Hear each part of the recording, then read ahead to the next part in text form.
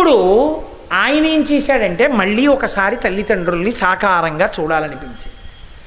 మళ్ళీ పార్వతీ పరమేశ్వరులను ఒక్కసారి చూడాలంటే ఎలా అని తన ఆనందం కొద్దీ గంగానది ఒడ్డున ఎంతో సంతోషంతో తన సుదర్శన చక్రాన్ని తీసుకుని దాన్నే పారగా ఉపయోగించి ఒంగుని ఆ చక్రంతో భూమిని తవ్వడం మొదలుపెట్టాడు. చక్రమున తవ్వి ఒక్క పుష్కరిణి చేసి ఖనన వేళా ప్రయాస సంజనితమైన ఆ చెమట ధారల చేత తత్పుష్కరిణి నిండి ఆయన ఆ చక్రంతో తవ్వుతున్నాడు. పార్లా పట్టుకున్న సుదర్శన చక్రంతో పెద్ద హ్రదాన్ని ఒకదాన్ని తవ్వాడు.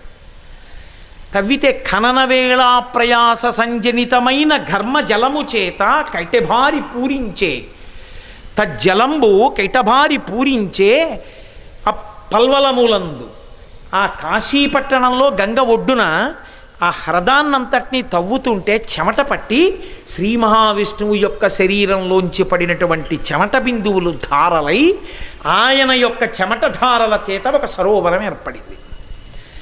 ఇప్పుడు ఆయన చూసి అనుకున్నాడు, కష్టపడి తవ్వాను సుదర్శన చక్రంతో, నా ఒంటి చెమటతో నిండిపోయింది ఈ సరోవరం. నాకు ఆయన దర్శనం కావాలి పరమశివుడిది, నా తల్లిదండ్రులు కదూ. అందుకే అమ్మవారిని శ్రీ మహావిష్ణువుకి తల్లిగా చెప్తారు. నకధి ఆ తల్లి కరాంగుళిన కోత్పన్న నారాయణ దశాకృతి, ఇలా అంటే దశావతారాలు వచ్చాయి, అందుకని ఆవిడ తల్లి. అందుకే పోతన గారు ప్రారంభ శ్లోకం చేస్తూ శ్రీకైవల్య పదంబు చేరుటకొనై చింతించతన్ లోకరక్షైకారంభకు భక్తపాలన కళా సంరంభకున్ దానవోద్రేక స్తంభకు కేళిలోల విలస దృగ్జాల సంభూత నానా కంజాత భవండ కుంభకు మహానందాంగన డింబకున్ అంటారు. మహానందాంగన అన్నమాట మహానందమయీ ఖడ్గమాల. మహానందమయీ అయిన అమ్మవారి యొక్క బిడ్డన్ని నేను స్తోత్రం చేస్తున్నాను కృష్ణ భగవాను. కాబట్టి కరాంగుళి నఖోత్పన్న నారాయణ దశాకృతి, అమ్మవారి బిడ్డడు. ఆయనకి చూడాలని ఉండదు తల్లిదండ్రుల్ని. కాబట్టి మా అమ్మని నాన్నని ఇంకొకసారి చూడాలి.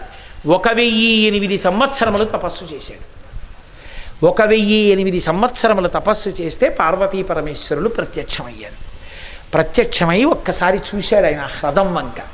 చూసి అబ్బా ఎంత కష్టపడి తవ్వావో ఈ పుష్కరిణి నా కోసం, ఎంత భక్తితో తవ్వావు.